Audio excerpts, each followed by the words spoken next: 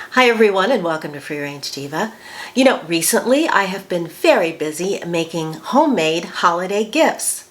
These are great gifts for friends, neighbors, teachers, co-workers, extended family. When you take the time to make something specifically for someone, it lets them know that you care and that you think they're someone special. So here are 3 easy DIY holiday gifts. And yes, if you look here, there's only 2 because I ate the third one. Why not give the gift of a relaxing spa retreat? This bath salts DIY combines dried flowers with Epsom salts. So first, I'm going to pulverize the rose petals in my mini food processor. They smell so good. For the bath salts, the 3 ingredients are Epsom salts, dried rose petals, and dried lavender. The dried flowers add a nice fragrance, and Epsom salts, because of the magnesium in it, are magical for tired muscles while helping you get a good night's sleep. I found this glass jar in our basement, aka our personal thrift store. I start by adding a layer of Epsom salts, then a layer of the rose petals. Oops, don't be afraid to make a mess.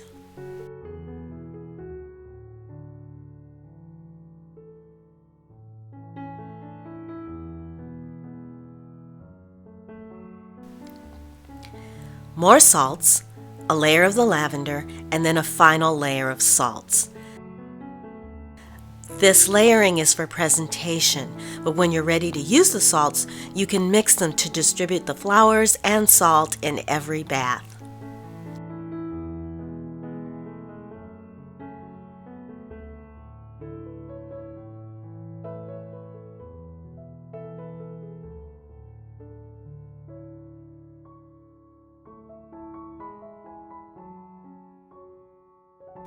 Although you can pour the salts directly into your bath water, for easier cleanup, I included in the gift this mesh bag and a small scoop. This allows you to scoop out the salts into the bag, close it up, and throw it into the tub. The salts will dissolve into the water while the flowers stay in the bag. You can then let the bag dry out and toss the flowers into your garden or compost, and the bag is ready to use again. Next is this jasmine scented body oil that I'm actually making for myself, but as you can see, makes a great gift. I'm using 3 oils in this formula. Sunflower oil, because it's high in vitamin E and other skin-loving nutrients. Jojoba oil, because of all plants, its fatty acid profile most closely matches that of human skin. Both these oils are lightweight and absorb quickly. I'm also putting in a little sea buckthorn oil because of its miraculous anti-aging properties that can restore the youth to sagging, aging skin. Fill a glass jar with a dropper, about half full of the sunflower oil and half with the jojoba oil.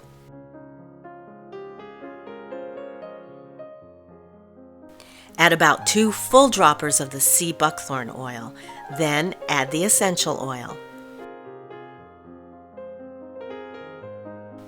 This Jasmine Absolute is very strong and you only need 5 to 6 drops, but otherwise it's about 8 drops for a less potent essential oil. The fragrance is intoxicating. It's like a tropical rainforest.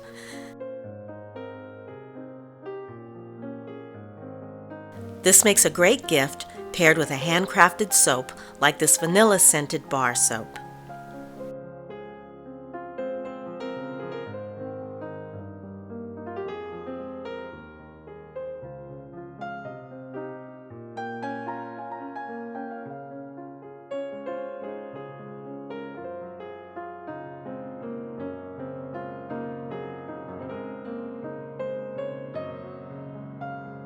The last gift that I want to share is that of home-baked goods in the form of baked apple cider donuts.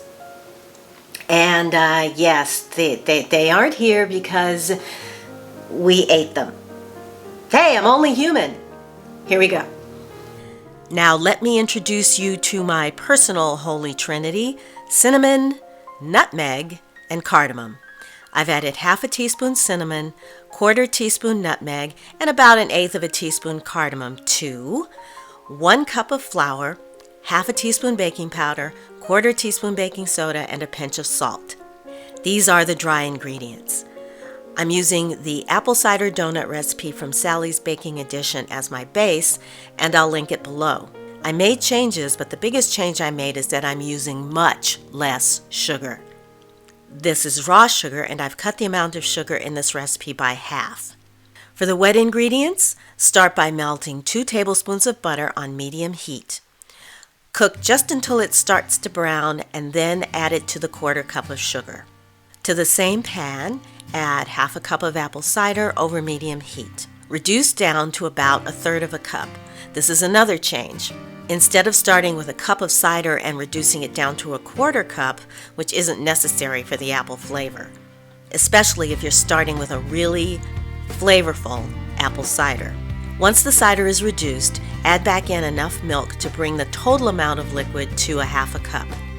Then add this to the sugar mixture and stir. Add in vanilla and 1 egg yolk. Mix again, then add in the dry ingredients.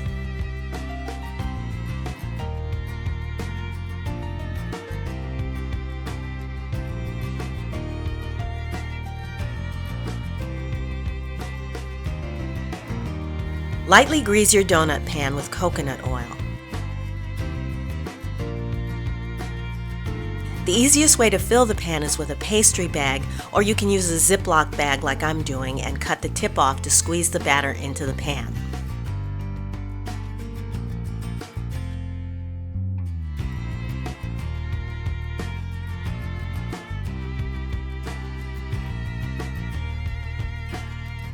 Fill the pans about 2/3 full.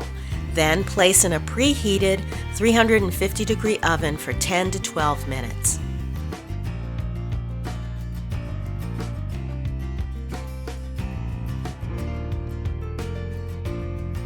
The edges should be lightly browned, and they should spring back when touched.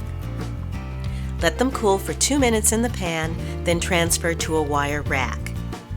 Finally, place a 1/4 cup of granulated sugar and half a teaspoon of cinnamon in a small dish, and in another dish, melt about a tablespoon of butter.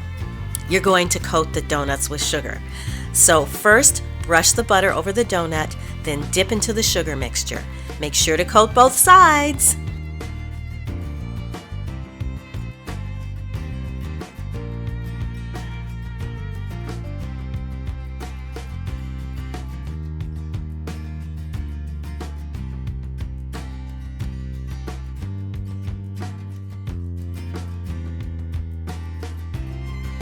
I hope you enjoyed spending time with me today and that you got some good ideas for gifts made with love right in your own home. Thanks for stopping by. Thumbs up if you enjoyed the video and subscribe if you'd like to see more. Happy holidays, and I'll see you very soon.